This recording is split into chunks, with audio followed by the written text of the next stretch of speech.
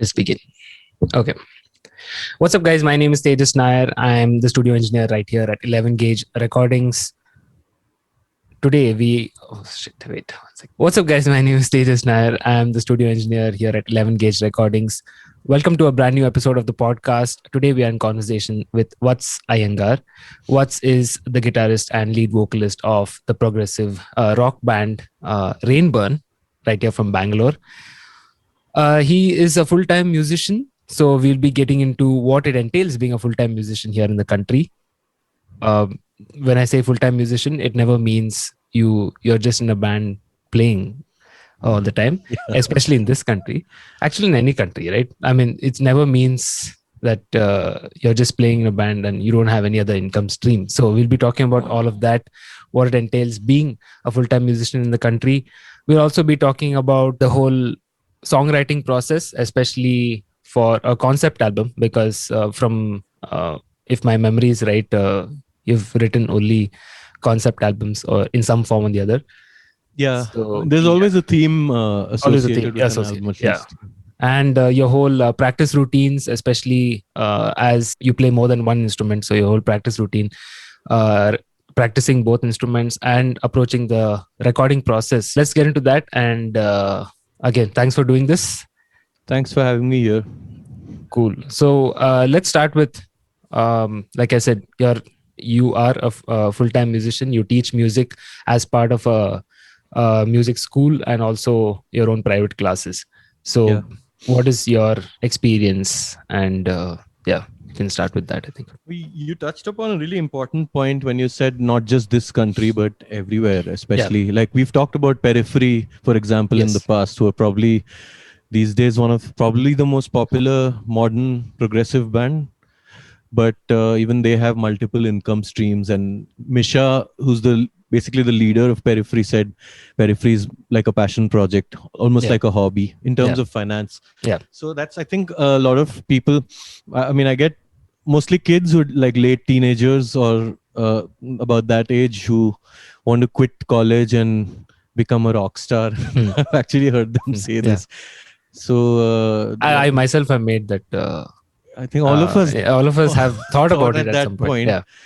But it's important to realize that doesn't exist anymore. They're going to have to do something else for the money to roll in. So I picked teaching. I mean, I wanted to do something in music because that's the only thing I think I can be kind of good at. I picked teaching because it seemed, and even now it seems the most appealing to me. I love talking about music, especially, as I think you'll discover when you tell me to shut up today at some point. So I love don't mind communicating. talking about music or audio. Anything is fine.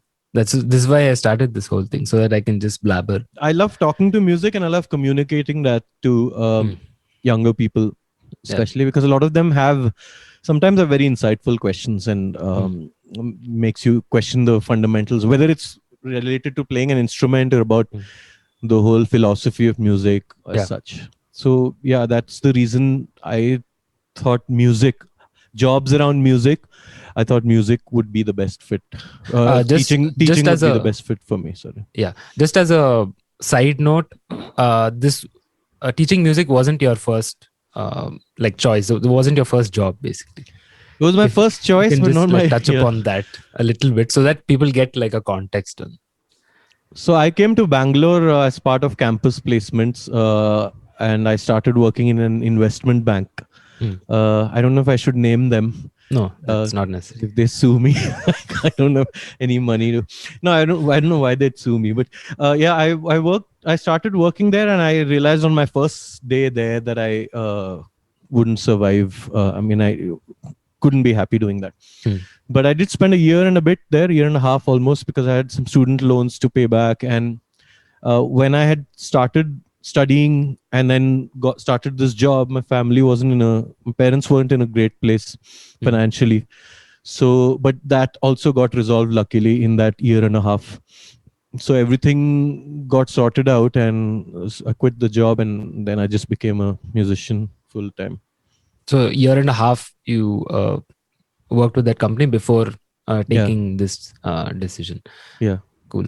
will get into also your different streams of income, or other than being in a band. So obviously being in a band is not your primary It's not source a of income. stream of. It's It's not not even not a even a stream of tertiary. income. Yeah. Yeah, so if we will touch upon that also a bit. Yeah, so you have private classes, you teach Yeah. in a music school. So yeah, will what are the advantages and disadvantages of all of those um, jobs? I think if you're going to be a full-time musician, you have to reconcile yourself to the fact that you may have to lead a fairly simple life. Mm. Maybe you'll make some money. I mean, if you're doing sessions in Bombay, for example, you might make really good money, but there's no guarantee that that'll happen. So Mm. if you can simplify your life and your needs aren't, overly extravagant, then I think never mind teaching anything in music, you should be prepared for to lead a fairly simple life, Yeah. especially if you're giving up corporate and stuff.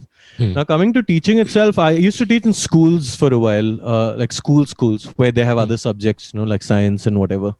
And that I didn't find very enjoyable because a lot of times music was a compulsory subject there. And as much as I love music, when a kid would ask me, I don't like music, why should I have to learn it? I didn't have an answer because I thought that was a valid question. Hmm. So, and I, when I was learning music, and I'm still learning, but when I was a student of music, I didn't need much motivation. I didn't need anyone to come and force me to do it. Yeah. So I think I never understood that side of it, like how to force people to practice and things like that. Because even now, I mean, I struggle with motivating students. I'm very happy if the student is self-motivated to an extent. Of course, you do your part, like, showing them a video of a great musician, all the inspiring things, or you talk about maybe your own routines and stuff.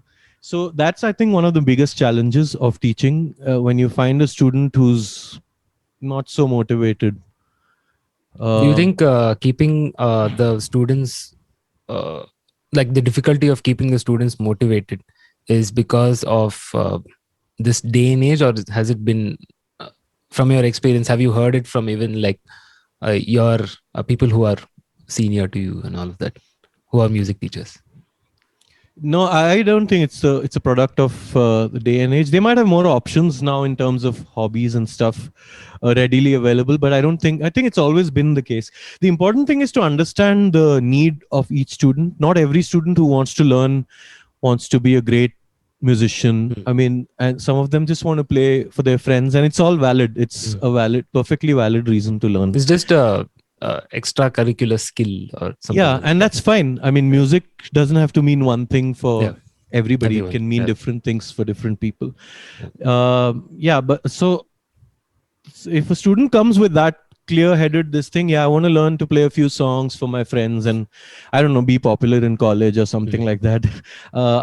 That's very fine. helpful to me as a teacher, because then I know how to go about teaching that person, as opposed to somebody who wants to say who says I want to learn music in a completely wholesome way and like really get into the depths of it. So then it's a different approach. But then you have a lot of students who really don't know why they're there. Maybe they've seen somebody on TV with a guitar or something, or someone in their college who's really popular with the opposite, or whoever, like, they're attracted to, and they think that's a good way to get there also. So if they told me that I would still be okay with that. Teach them songs that I would think would be popular at parties or whatever, maybe. But a lot of students turn up not knowing what they want, which becomes difficult for me as a teacher. Are there any differences when you have students from both of these sides? Well, privately you earn more because there's no middle man or nobody keeping a cut. But then the logistic part of it is on you, in terms of, I mean, if they're late with their fees, to remind them to do that. And also, obviously, getting students is also your responsibility. Whereas with a music school, you can you just concentrate on teaching and earning money through it. That's all. So I find both of them, I mean, I think a good balance of both of them is actually quite good. I have a few private students. I have a few I actually work with two different music schools. Hmm. And that to me is also, I mean, I just have to turn up and teach, which is also good. I don't think I'd be able to handle all private students because the Yeah. logistics part of it would be a big headache for me. Yeah. And also coming up with a common time. Do you do group classes, or is it like one-on-one? Right now, all my students are one-on-one. I've done workshops for these music schools Yeah. that I Mhm. also teach at, which I actually frankly enjoy a bit more than teaching these days. Yeah. Because those are mostly music appreciation, and if it's a vocal or some workshop, you get to dive really deep into it. Those are obviously group ones. So Yeah, I mentioned otherwise this it's all, because if it's not one-on-one, and if Mm. it's one of your private classes, then coming up with a time that everyone is ready yeah, I mean to, that is a huge yeah, challenge. yeah, that is So if it's part of a also, music school, they can just tell you, okay, this is the time. If you want to join, you yeah, can yeah, join. yeah, yeah. But if you're the one managing everything, then they they tend to take advantage of the whole thing. And So just going yeah, back to another point that I forgot to mention when you were talking about different motivations. I think parents forcing the child oh yeah, is also like a major thing, because they want to talk about they're it with their making friends or up something, for their making up for their, unfulfilled yeah, dreams, and they which want to is, talk about it with other yeah, friends or whatever, and it's terribly unfair on the child, obviously.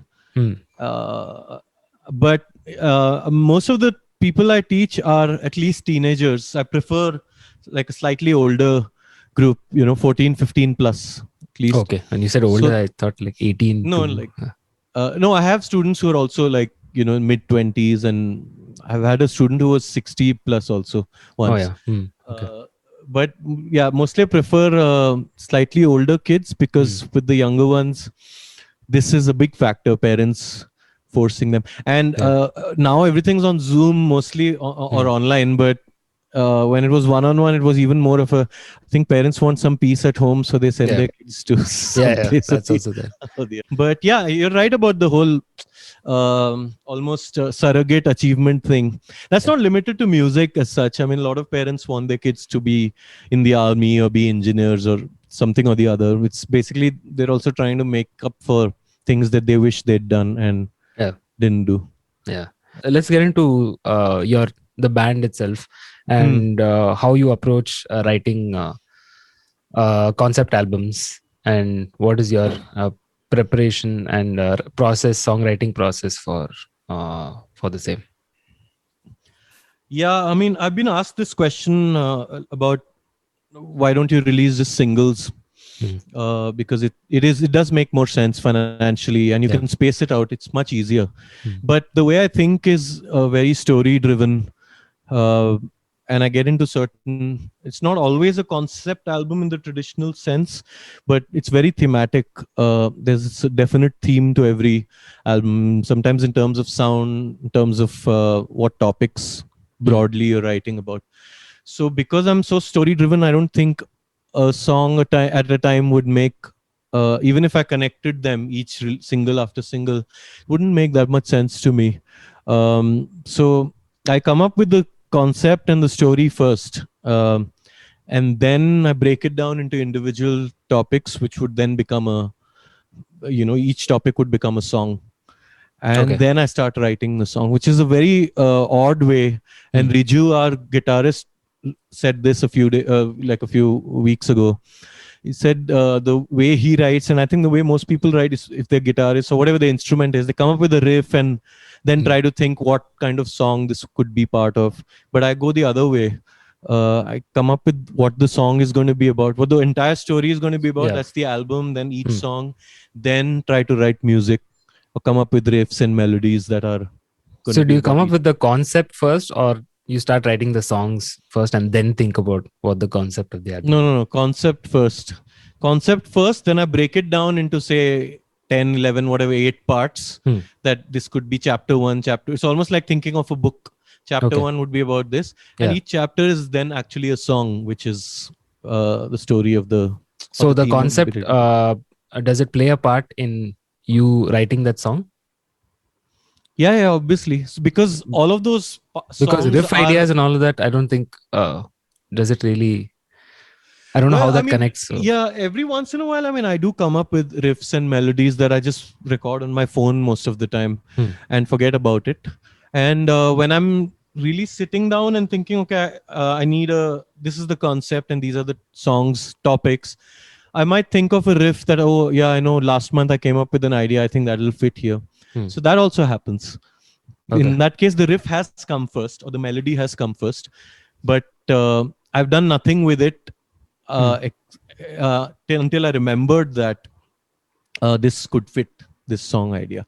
And of course, a lot of stuff just comes because I sit there and once the idea is in my head, I just noodle around and can figure out, okay, this will fit this song, this will not fit this idea or this theme of the song. So Okay. yeah, I know it's a really odd way of writing. I don't think a lot of people, right, but it works for me. Yeah, whatever works for you. Yeah, And so it's not like you're writing one song at a time. You're always, I think you're yeah. working That's on true. multiple That's yeah. songs.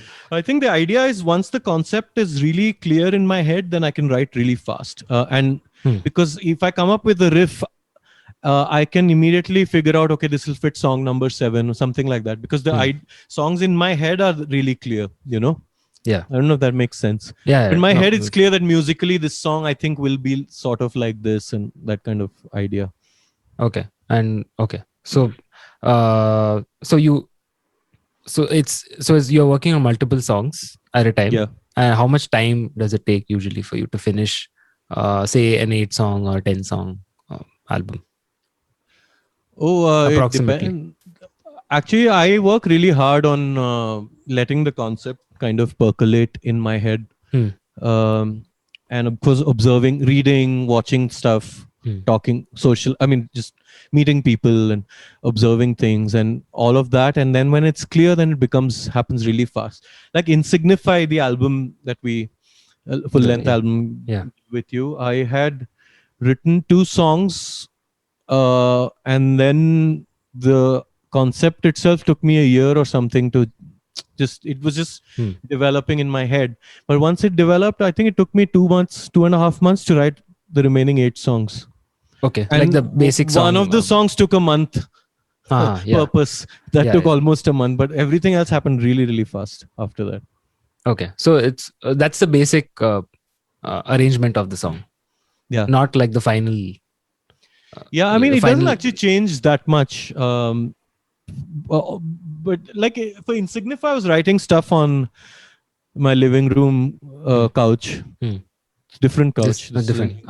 New couch. And I would send with some like scratch drums or something, programmed drums. It didn't change that much. But now with the guys who are in the band, things are changing a lot from my demo to what will be the final product. So it's quite exciting. And it'll take a little longer because there's a lot of back and forth going on about, okay, changing this part or that part. But I think the end result will be much stronger musically. Also, there have been quite a few changes in the band, a lot of changes in band members. So what are the changes that took place with in terms of songwriting? So band dynamics and each member responsibilities from your old lineup and the new lineup. How much of the responsibility do you take up and the rest of the band members? I'm a really lazy person, so I'm happy to not do anything most of the time. Okay, but you are. But I end up doing what I do because the other people don't seem to want to.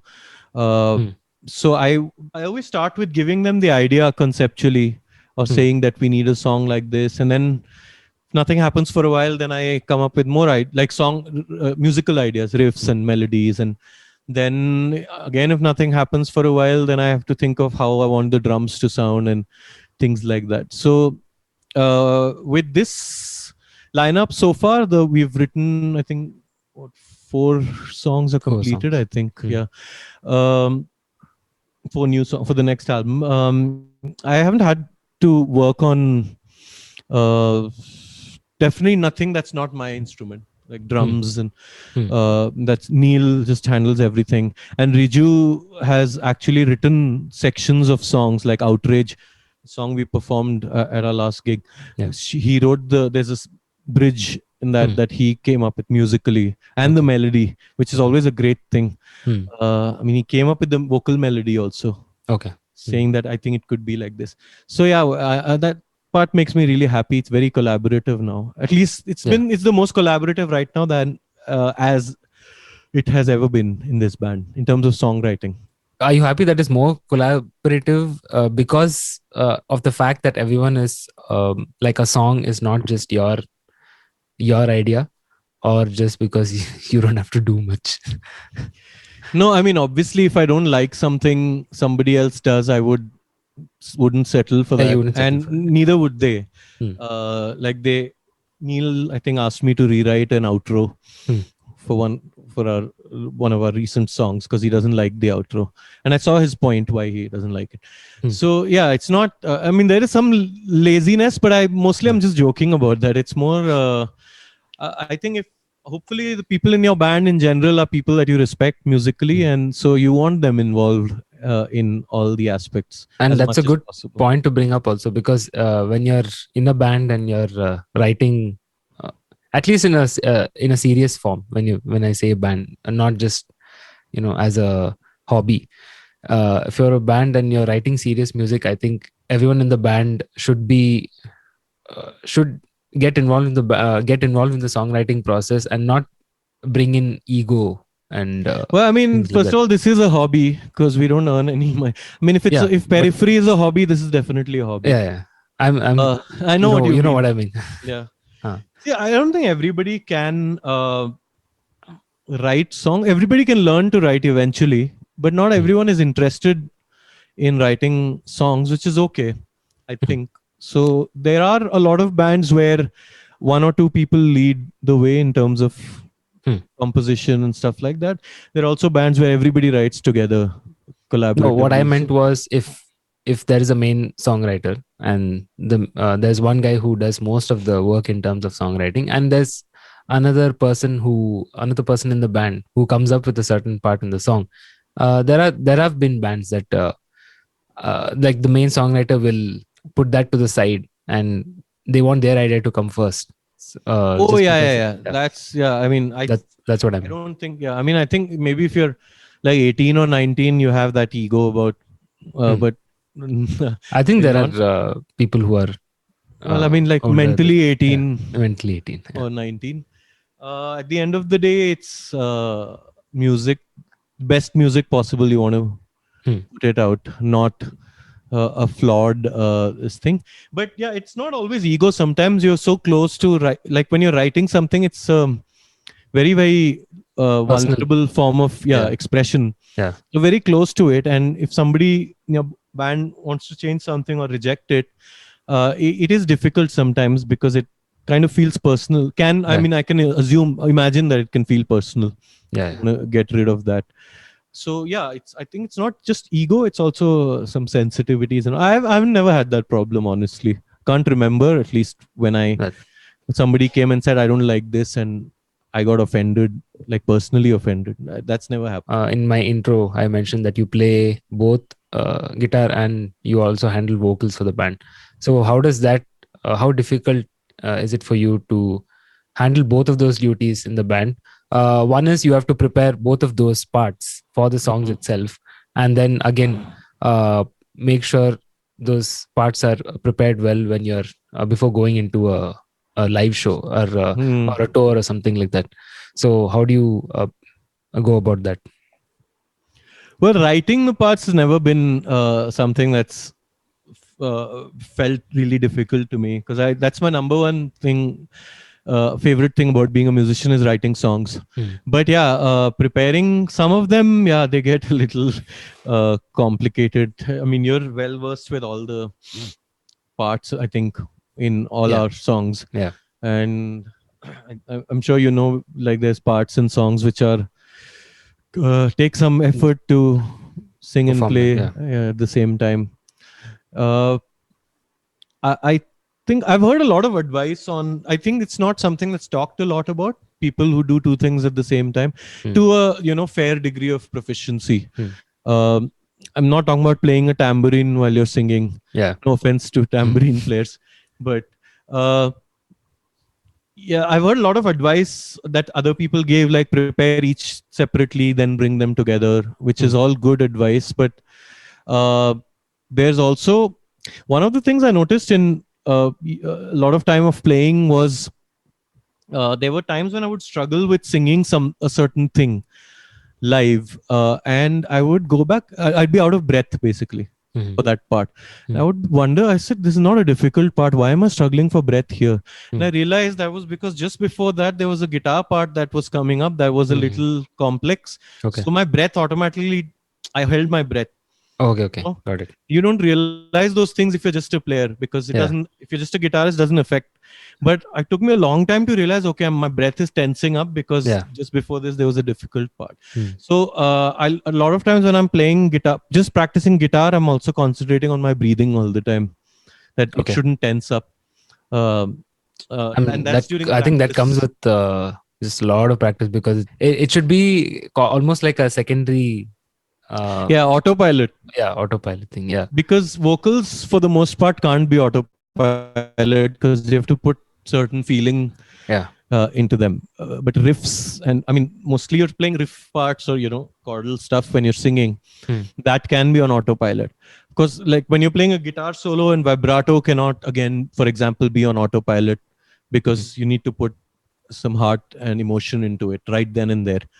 The intensity of that moment. But for the most part, when you're singing and playing guitar, the guitar needs to be pretty much second nature.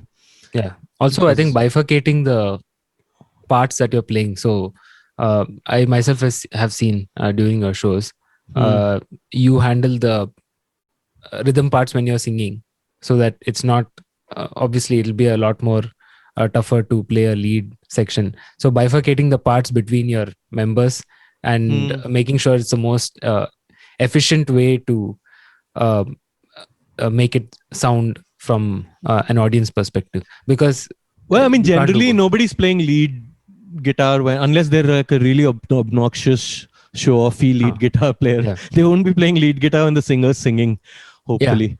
Unless if there is a backing, Yngwie Malmsteen or something, maybe. I didn't mean a solo. I meant like a lead layer type thing. There are times when I play chordal stuff when I'm singing, which is fairly simple.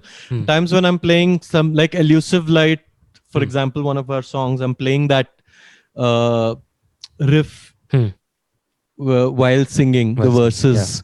And the other part is actually really simple. But somehow it depends a lot on what's the subsequent part. So if I'm on a distorted patch and the next part, I have to play a distorted thing again. So I would rather do that than have people keep switching. You know what I mean? Yeah. So if the other guitarist is on a clean part, I would rather let them, or a cleanish guitar, or the same guitar patch, and let them stay throughout as much as possible through that, so that it sounds more, flows better, I guess, in a live show. So sometimes you take those decisions based on that, and you end up with a difficult part for yourself, and then you just have to figure out a way to, I don't know, pull it off. Yeah. And what is your process like when it comes to the recording process for both the instrument? When I say instrument, the guitar and your vocals. How do you prepare your vocals before coming into a session? Yeah, I mean, I do the things that everybody talks about, like try to sleep well the night before and warm up and drink a lot of water. And sometimes you remember how we recorded Within was it Suicide Note, on the last EP, the piano version. Yeah. So sometimes you get into that like headspace. You want the recording studio to be dark, or you want it to be night, and sometimes things like that happen. But for the most part, it's fairly normal preparation process. One of the things I realized, again, took me a long time to realize this, is with rock, any kind of rock music, you can be a little bit here and there with your pitch, like slightly, and it doesn't matter. But you need to be very sincere in your delivery. So if the notes are a little bit here and there, I mean, within the context of rock, it's it's not like Indian classical music, which is very strict. Yeah. It's okay. So in the past, sometimes I would be so concentrating so hard on singing all the right pitches absolutely accurately that I think I didn't put enough feeling into the recorded vocals. And even in Signify, I hear parts of it where I think I could have done a better job vocally. Versus like Resignify, the EP, where it's a little loose in terms of pitches or even the timing of the singing. But I think it's a lot better overall because there's more conviction and passion in the delivery. And your guitar parts, because there are quite a few layers and tonal changes in all of your songs. So how do you make sure those are translated well before it comes to the recording process? Because once you record it, then it's done. So how do you decide that, okay, this is going to be I want this part to be recorded in this way, and I would like this layer to kind of be on the side? So is it fully your decision, or how do you make that decision? It's kind of half and half. Like when you talk about layer on the side, you're talking about panning, for example. Even tonal stuff I'm talking about. So not just panning and all of that. A very underrated aspect of recording is pre-production. Yeah. Making demos. Yes. And in those demos, you try and figure out as much of the arrangement as possible. Of course, sometimes magic happens in the studio, and that's good. You might change a part right there, which is good. But for the most part, to try and figure out all the different arrangements, harmonies, all that stuff, try and fix it as much as possible before you actually record the song. Yeah. But there's a downside to that, because if you work really hard on the demo, you spend a lot of time listening to it, you then are too married to the idea of how things sound in the demo, the demo. Yeah. And we're talking about panning, for example. If you're used to hearing a part on the right side and the mix engineer puts it on the left side, because you're so used to it on the right, the first hearing it sounds wrong. But it's actually not wrong. It's just a subjective thing. So the thing that I recommend the people who I try to do myself, and we're going to do that for this album again, is to make demos pre-production, but to do them very fast, as fast as possible. So that you don't spend a lot of time listening to you spend a lot of time working on your guitar tones and stuff for the demo. But once it's recorded, you don't spend too much time listening to it. Maybe once or twice to make sure the arrangements, there's nothing clashing and all. So that way you're not married to the idea or tied to the idea that things have to sound this way in the final version. So you bring up two like really important points here. One is this whole pre-production thing. And the second one is this being married to the demo itself, which in the audio world they call demoitis. So, I know that. So, heard that. So the pre-production stage, there are two ways of going about it. One is if you're not sure about how to go about it, then you hire a studio engineer and get it done in that way. So you can experiment at the studio with the gear that they have and get your tones finalized for the album, and also the parts finalized, because once your tonal once you make your tone decisions, then your decisions for different parts of the songs also might change. That also happens. So that is one way of going about it, but you'll need to keep a specific amount of money aside for that. But especially being in this country and being in the city where everyone is very skeptical about spending money, first thing. Second thing, the trust thing is not there, which I find very less. They don't trust anyone with their process. So if that is the problem, then record your own part so that you can listen to it, listen back to it, and make decisions on the songwriting process based on that.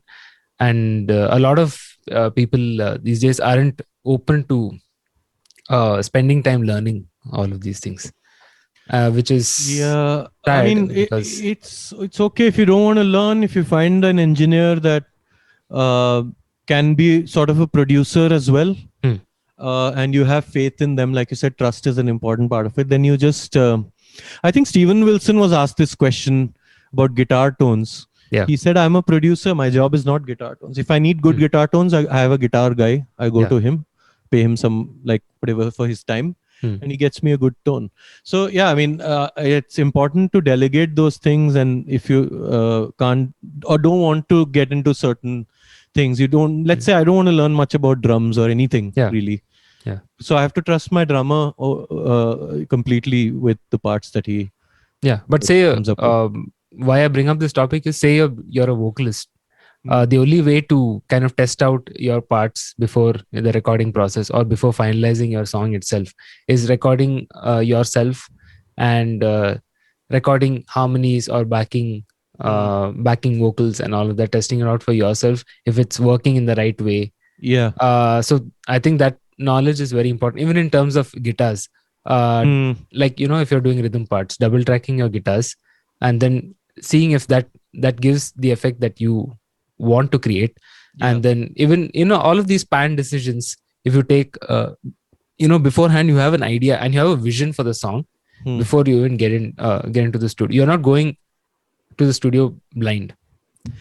Yeah, and I think it's a good idea to involve your mix engineer, whoever's that's going to be, a little early on. Like, don't record and then go to them, because they'll have inputs for certain things, which will really help, because eventually they're the ones who have to handle all the tracks that you give them, right? So it's always good to have an engineer on board before the start of the at least before the start of the pre-production process. Maybe not while writing. Not while it's writing, fine. Yeah, it's fine. But pre-production time, you should be sure of who's mixing it, and hopefully you've heard a lot of their work, so you're subconsciously also working in a recording in a style that's why you pick them, right? You think they'll work for your style. So yeah, it's good. And the second point was the demo-itis thing, which is I think you'll have to be a little, I wouldn't say flexible, but open to new ideas. So if someone actually if say I'm the mix engineer or the producer for the album, if I give you a certain suggestion, I'm not saying that you have to follow it, but you can be open to it, because that might open up other avenues in terms of making that part a little more interesting. So maybe you can be open to that. But there have been situations where I know that part might not work after giving the suggestion and listening to the other side also.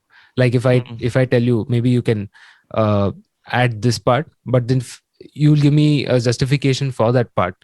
And if I feel like, okay, that actually makes sense, then I'll let it go, because ultimately I'm serving you as the client.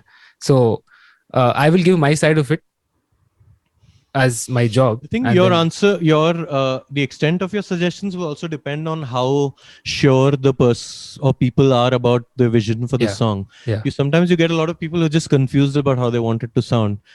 Then you might say a bit more. But if somebody comes in very sure of how they want things to work, and you agree that it's a valid this thing that they have, then you probably not suggest much, because this person has like a pretty fair idea of what they want eventually. And if for the people who don't exactly understand this whole demo-itis things, just a brief explanation of what it is. So when a band finishes their songwriting process, especially if they record themselves, so they have, say, programmed drums and guitars, bass, vocals, and all of that is already set, and they have a balance going on, and that is sent to all members of the band, and they listen to it for, I'm guessing, a couple of months at least before the recording process.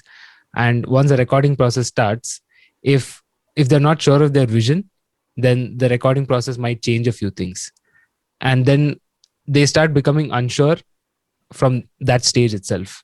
And then it moves on to the mixing stage, where again things will change.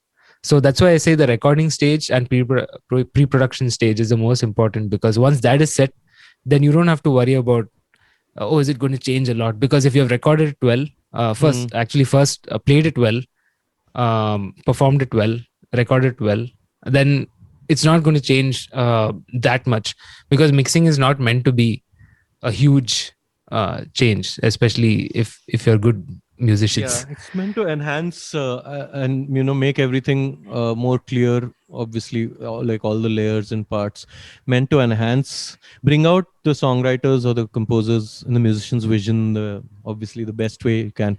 That one of the things you were talking about vocal recording is one of the ways I use to test whether I've done a good take, and that started with Resignified, so it's very recent. Is I don't know if you remember, I asked you to play the vocals back without adding any delay, compressor, Yeah. nothing. Yeah. Because if that sounds decent, then you've done a good job. Then anything else you do will make it just sound better. Yeah. So that's a good way to record. Listen to your vocals. A take is to listen to it dry, and if you're doing that for the first time, it'll be a little shocking because it sounds weird. Yeah. But after a while, you figure out whether it's a good take or not based on just the dry playback. I usually do that. I played without effects for listening to the take right after that take is complete, because that's the best way for me also to judge. And I might tell to do a retake of that particular take in case it's not done properly. So so just to complete that, so when a band is not open to listening, open to that change from recording to the mixing stage, or from the songwriting to the recording stage, that's what we call demoitis, because they're so used to listening to that demo again and again for months and months together. And then when that transition happens from song the final stage of songwriting to recording and mixing, then a lot of things change. So you have to kind of that those changes are going to happen, so you're working with someone that you hired, so you'll have to trust that person, and you'll have to maybe have a conversation with him or her beforehand.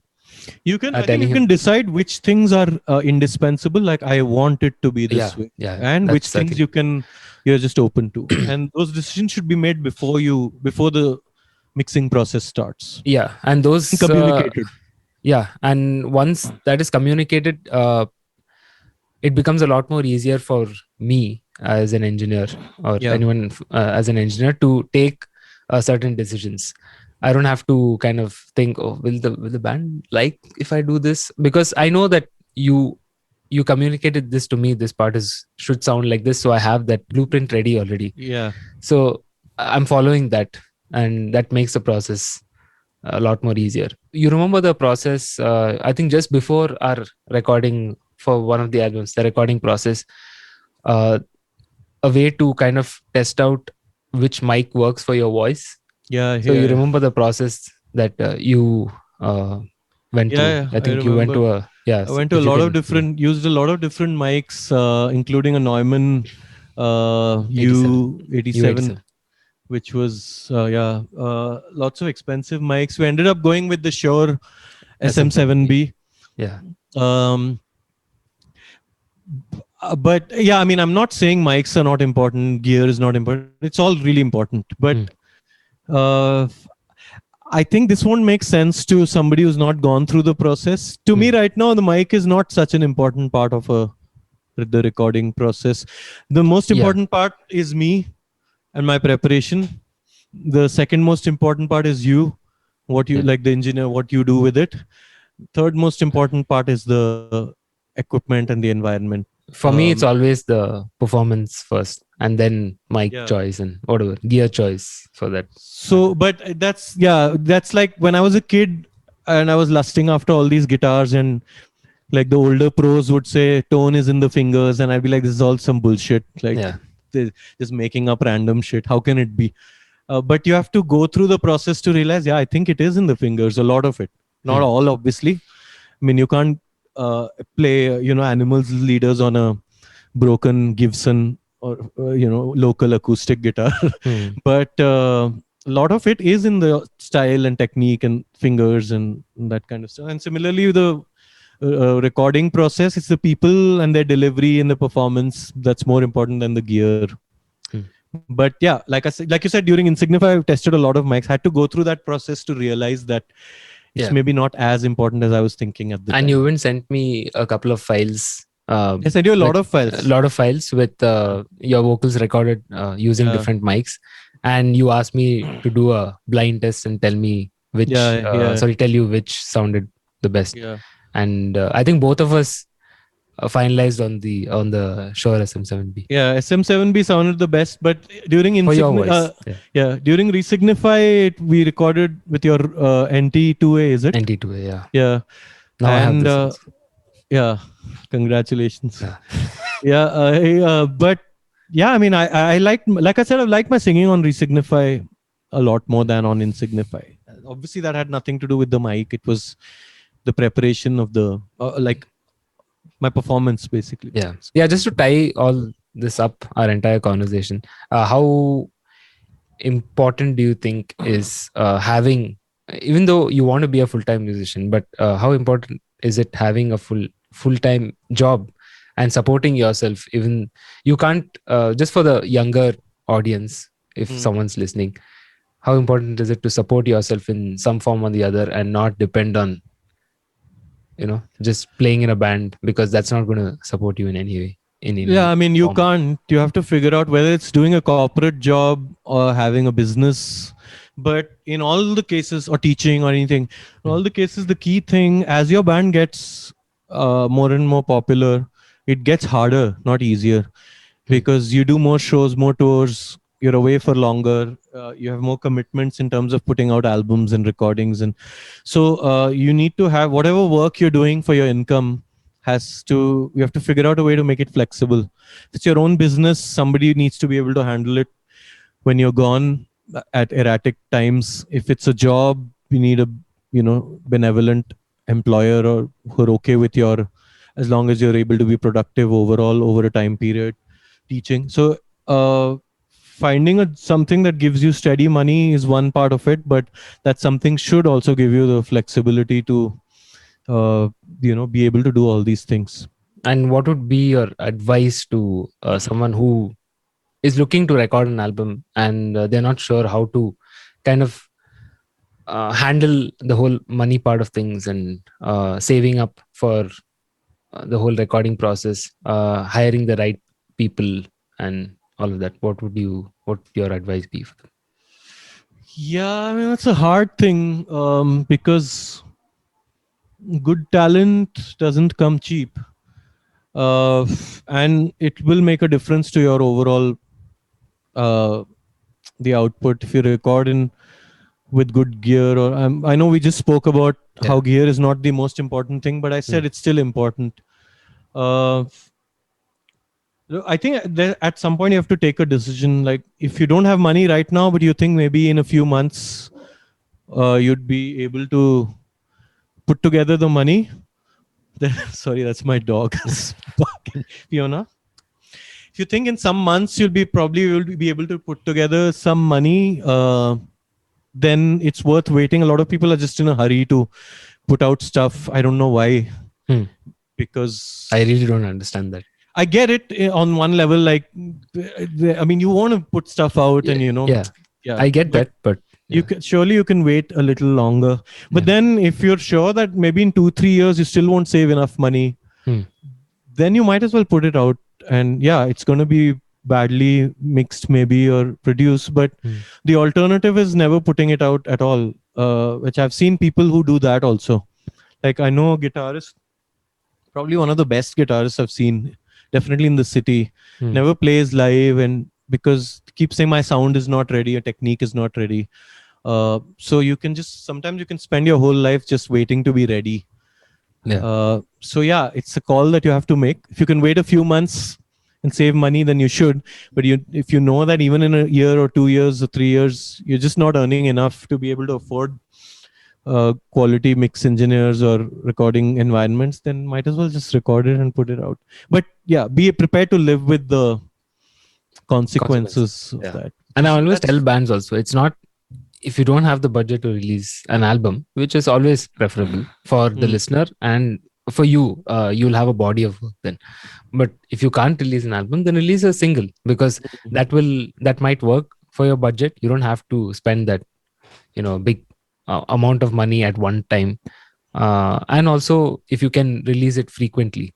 So if you can save up a little bit, release a single. This is in case you have like a bunch of songs already ready, and if you don't have the budget to release that bunch of songs, release one song, save up for a few more months, release another song, but don't put out mediocre stuff unless like the way you said, No, right? like I said, if you have yeah. no choice Yeah, if you at have no all, choice, then yeah. If you which is, I can't, think, a fairly rare case. I mean, look, we all in the scene, we are fairly privileged, whether we like to believe it or not. yeah, And we yeah. might, a lot of us might whine a lot all the time. Hmm. But we do, in this country, from an economic point of view, we come from fairly reasonably privileged backgrounds, I'd say. Hmm. So I think you can definitely figure out ways to save up money. Yeah. Yeah, but I was talking about the really extreme case where you want to, but there's absolutely no way. Then yeah. just put it out. What else can you do? You can't Yeah. just sit home and do nothing, as in not Yeah. put it. Yeah, that makes yeah. sense. Cool. So I think we have covered everything that I wanted to Okay. cover with you. Thanks a lot for Great. doing this. Thanks for having me. Hope someone finds something useful in this entire conversation. Younger musicians, people who want to release new material, all of that, and who are not sure about how to handle money and the whole process. So hope someone finds this useful, and I hope so too, especially the part about the whole teaching thing, right? Like hopefully figure out a way to get into music and be able to sustain a living, Yeah. So yeah, thank you so much again for doing this, and we'll speak again soon. Yeah. All right. Awesome. Bye.